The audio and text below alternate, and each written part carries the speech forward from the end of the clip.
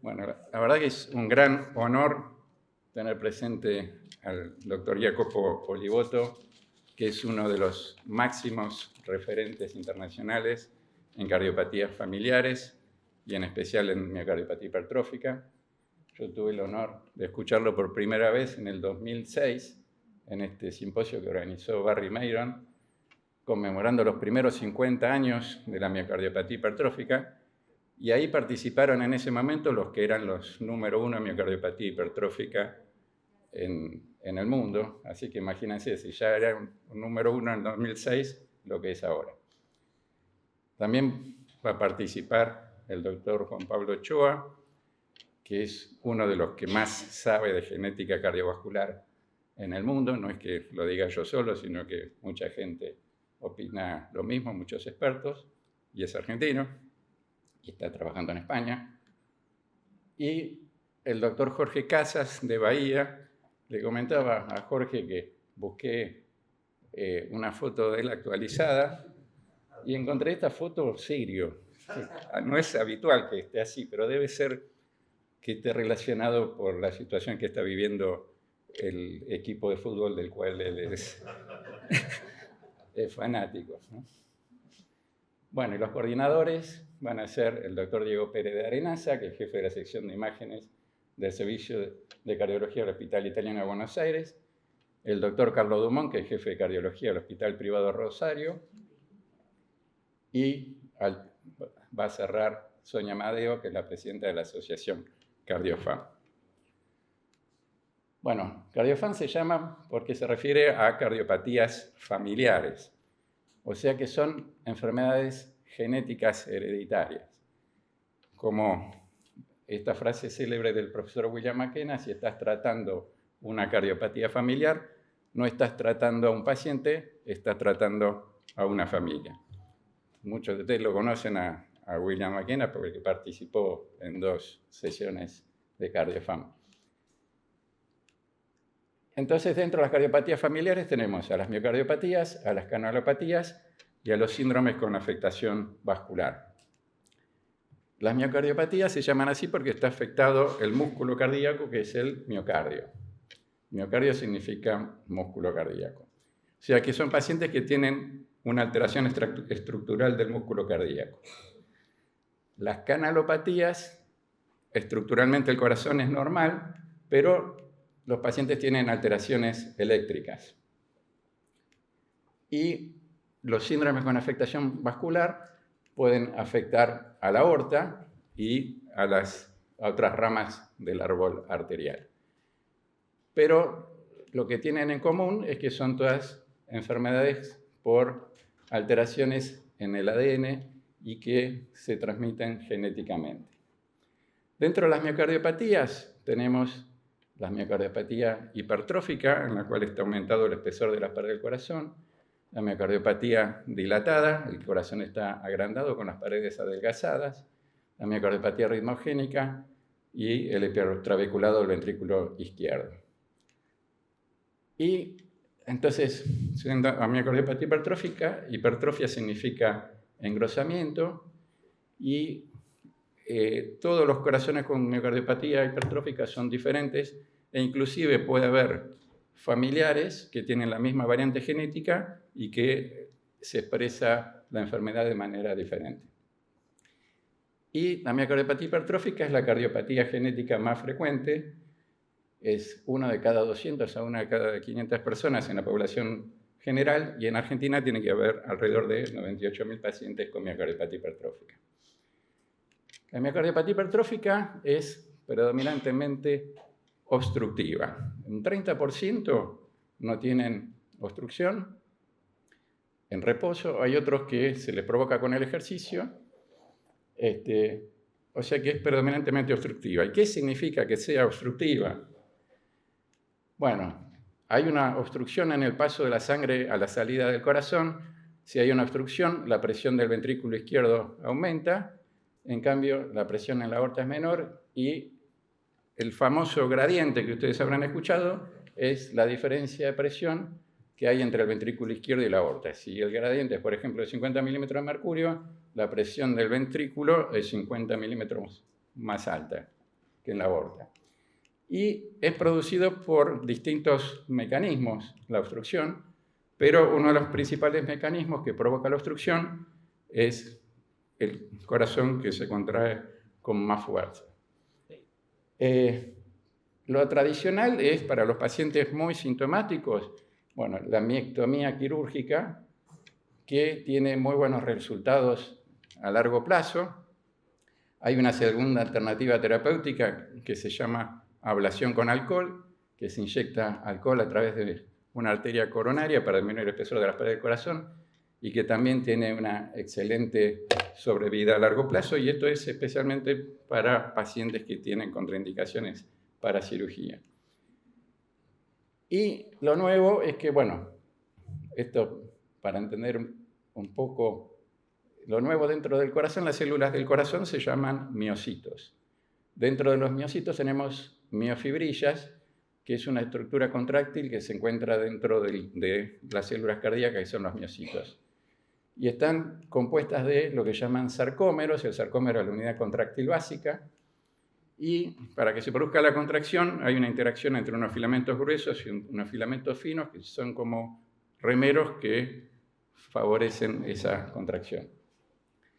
Y lo normal es que no todos los puentes que se forman estén activos, estos puentes que se llaman actina-miosina.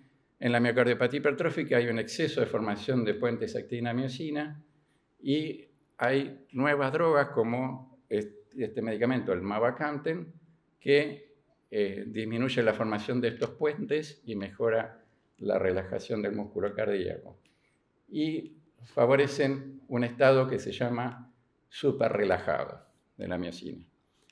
Esto, bueno, se vio en estudios en animales, después se hicieron estudios en fase 2, y en el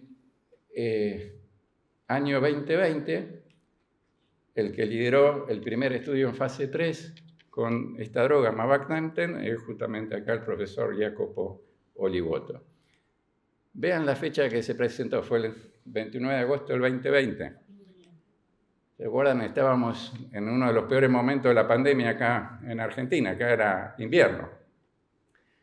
Y justamente ese año el Congreso Europeo de Cardiología también fue virtual. Imagínense, habitualmente el Congreso Argentino de Cardiología participan 33.000 cardiólogos en forma presencial.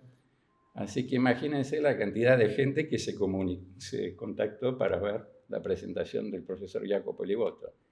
Es decir, se conectó gente de distintas partes del mundo, de acá de Argentina, tomando mate, y de lugares nevando, al lado del río, en el Caribe, en la selva, en el medio del desierto, en el medio de la montaña. O sea que yo creo que fue una de las transmisiones médicas online con más audiencia en la historia de la humanidad. Y miren si habrá sido importante, bueno, estábamos todos expectantes de este estudio, que miren los resultados, cómo baja el gradiente con el ejercicio, y eso se logró con una pequeña disminución de la contractilidad, y eso es importante porque la seguridad es la principal preocupación. Y miren cómo baja el gradiente en reposo y el gradiente con Valsalva, que es esa maniobra que le hacen hacer cuando le hacen el eco, que les hacen hacer fuerza. Y algo que produjo es una mejoría increíble en la calidad de vida, que después, bueno, si algún paciente quiere contar su testimonio, bienvenido. Bueno, después a esto se va a referir mejor el profesor Jacopo Olivotto. Hay otros estudios.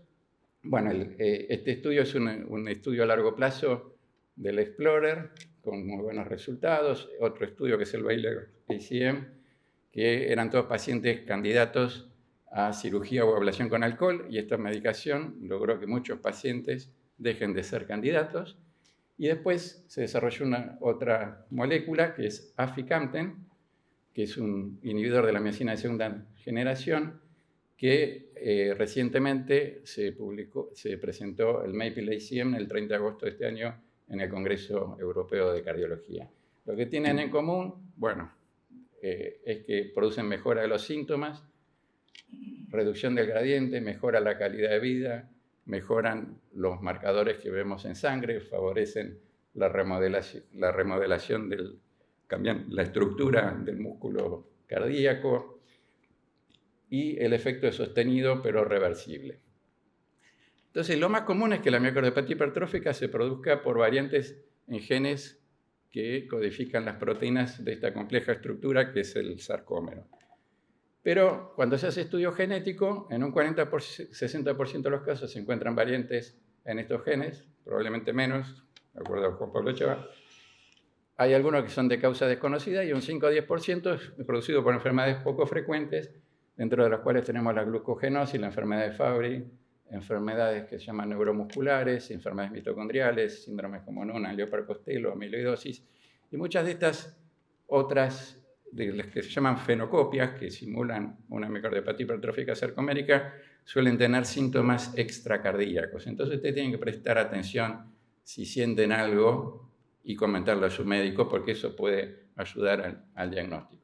Y un ejemplo, por ejemplo, de estas enfermedades, la enfermedad de Fabry, que se produce por una variante genética en una enzima, y eso hace que se deposite en forma normal una sustancia en diferentes órganos. Entonces, hay que prestar atención si hay fatigabilidad, algo que ven los oftalmólogos, que se llama córnea verticillata, los pacientes no transpiran, no tienen buena tolerancia a frío y calor, puede haber manifestaciones cardíacas, se puede expresar con hipertrofia, problemas eléctricos, neuropatía periférica, es un dolor intenso en las palmas de las manos y en las plantas de los pies con exposición al frío y calor, manifestaciones psicológicas, accidentes cerebrovasculares, trastornos auditivos, insuficiencia renal que puede llegar hasta diálisis, y angioqueratomas, que son unas manchas rojo venosas características que se localizan en la región inguinal, periumbilical, etc. Y si bien es ligada al cromosoma X, a veces las mujeres también pueden estar afectadas. Y para terminar, bueno, sabemos que el corazón tiene actividad eléctrica, tiene como cable que conducen electricidad. Esa actividad eléctrica nosotros la vemos en el electrocardiograma y en el Holter, y a veces aparecen arritmias. Arritmias es toda alteración del ritmo cardíaco normal. Acá ven un ritmo normal y al costado una arritmia rápida, una taquicardia. Hay arritmias, ven un ritmo normal y acá ven que aparece un ritmo diferente. Hay algunas arritmias que son irregulares y que se originan en las aurículas, y algunos de ustedes están recibiendo un anticoagulante porque estas arritmias pueden formar coagulitos que se pueden desprender y se pueden ir por la sangre a diferentes partes del organismo. Si sienten algo raro, se pueden tomar el pulso y después explicarnos a nosotros qué es lo que sienten. Hay dispositivos ahora que permiten registrar estas arritmias, y hay arritmias que el ritmo es totalmente caótico, y en este caso el corazón no se contrae adecuadamente, y los pacientes, 1% de todos los pacientes que tienen hipertrófica tienen riesgo de tener estas arritmias, y en ese caso se implanta una especie de marcapasos más sofisticado que se llama cardiodesfibrilador implantable. Y lo que hace ese aparato, si detecta una arritmia, manda una descarga eléctrica y la corta. Bueno, nada más. Muchas gracias.